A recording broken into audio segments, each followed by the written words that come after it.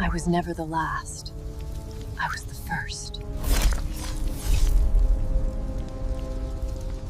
The object entered Earth's atmosphere at 2:14 a.m. At first, every defense satellite in orbit marked it as a meteor, too fast to stop, too small to fear. But meteors did not change direction. This one did. It cut across the black sky like a blade of white fire, burning through clouds, shifting course 3 times before vanishing over the northern forests of Alaska. By the time the impact registered, every military radar station on the Western Hemisphere was awake. For the rest of the world, it was a streak of light. For Elias Voss, it was the beginning of the end. Elias had spent most of his life tracking things that were never meant to be found. Former military reconnaissance. Long-range pursuit specialist. Search, recover, disappear. For 12 years he hunted men in deserts, forests, frozen mountains, and places governments erased from maps. Then one mission went wrong. 3 good soldiers died following his orders. Elias disappeared after that. Now he lived alone in the Alaskan wild, 20 miles from the nearest road where the snow buried old memories and silence made room for nothing else. At 3:09 a.m., he saw the fire in the trees. Not lightning, not a plane crash, too bright, too blue. By 3:26, he was moving through the forest, with a rifle in one hand and thermal scope in the other. The crash site looked like a scar carved into the earth. Trees were flattened in a perfect line. Snow had turned to steam. The ground still glowed, and in the center of the crater sat a broken craft unlike anything human hands had ever built. It was half buried in ice and stone, shaped like a blade, black as obsidian, with veins of blue light, pulsing beneath its cracked surface like something alive. No wings, no rivets, no markings he recognized, just smooth alien metal and heat that should not exist in frozen air. Elias circled it slowly. Then he heard movement inside. He raised the rifle. The side of the craft split open. A burst of steam hissed into the night. And then she crawled out. She collapsed into the snow, one hand catching her weight, the other pressed against her side. She looked human. At first, a woman, tall, lean, wrapped in shattered metallic armor fused to her skin like living silver. Her hair spilled across her shoulders in dark waves streaked with pale silver. Her face was almost human in shape, but too precise, too symmetrical, too perfect. And her eyes, blue, not natural blue. They glowed, not brightly, not constantly, like something behind them was waking up. She lifted her head and looked directly at him. Elias had stared down armed men, predators, death itself. But the moment her eyes met his, every instinct in his body screamed the same thing: run. Instead, he held his aim steady. She spoke, not English, not anything human. Her voice was low, strained, and sharp like broken music. Then blood spilled from her lips, dark silver. She collapsed face first into the snow. Elias stood frozen for 2 seconds. Then the forest exploded. 3 black drones dropped from the clouds without warning. Silent. Fast. Hunting, each one the size of a wolf, skeletal and sharp, their bodies spinning with red scanning light. Elias moved instantly. First shot shattered one, second missed. The third drone lunged for the woman. She rolled. Faster than anything injured should move, tore a blade of blue light from her wrist and sliced the machine in half. The wreck hit the snow in burning pieces. The last drone opened fire. Red plasma tore through the trees. Elias grabbed her and dragged her behind the ship as the crater erupted in steam and shattered ice. "Move," he shouted.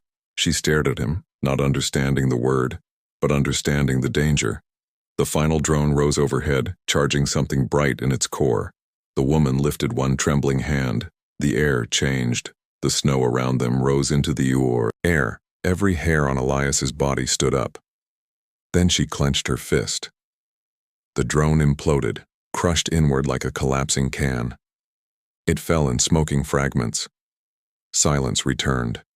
Elias turned to her. She was already unconscious. Again.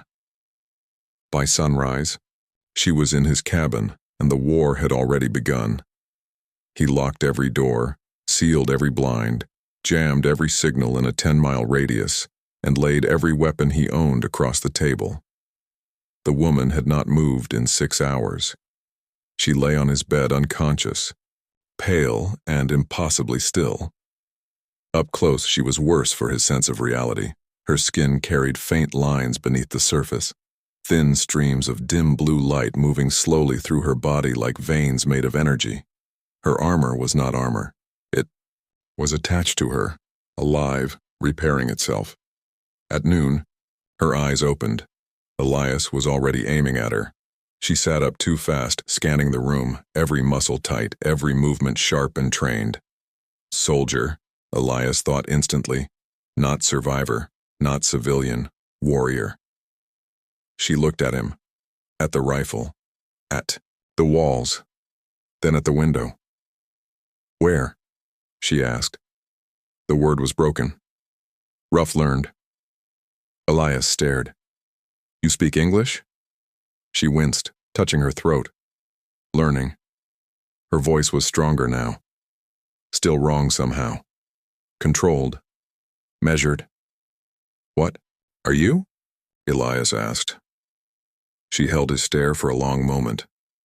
Then she answered, I am the last. That was the first lie she told him. Her name was Lyra.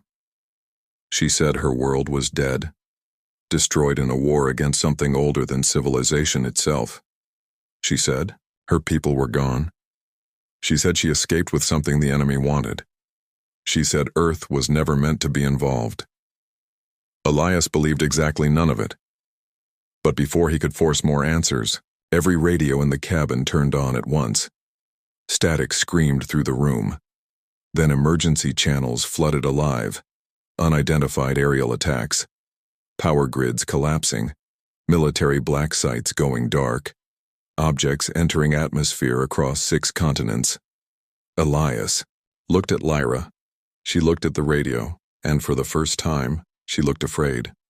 They found me, she said. Then the sky over Earth began to burn.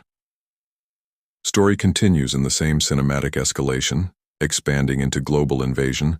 Elias and Lyra fleeing military capture, discovering her true identity as a royal war-bred alien commander, battling biomechanical invaders, uncovering that her escape pod was actually a beacon, and reaching the final reveal that Earth was not being invaded to kill humanity, but to awaken what was buried beneath it. By the final act, Elias and Lyra reach the impact crater where her ship fell. The sky is filled with descending alien vessels. Cities burn across the horizon. Human armies are losing. And Lyra finally tells the truth. She was never the last alien. Woman, she was the first of the vanguard, the first living key. Her ship did not crash, it was sent. Earth was not her refuge, it was her target. And beneath Earth's core slept an ancient alien gate older than stars, one her blood was designed to awaken. She had come to open it, but after meeting humanity, she chose betrayal. In the final battle, Lyra turns against her own species, using the gate not to summon the invasion, but to destroy the fleet descending above Earth. The sky tears open. Light consumes everything. Ships fall burning from orbit. Silence follows. Earth survives. But in the final scene, deep beneath the ocean, thousands of blue lights open in the dark, and a voice whispers, "The Vanguard Queen has awakened. Begin descent." Lyra was never the last alien woman. She was only the first.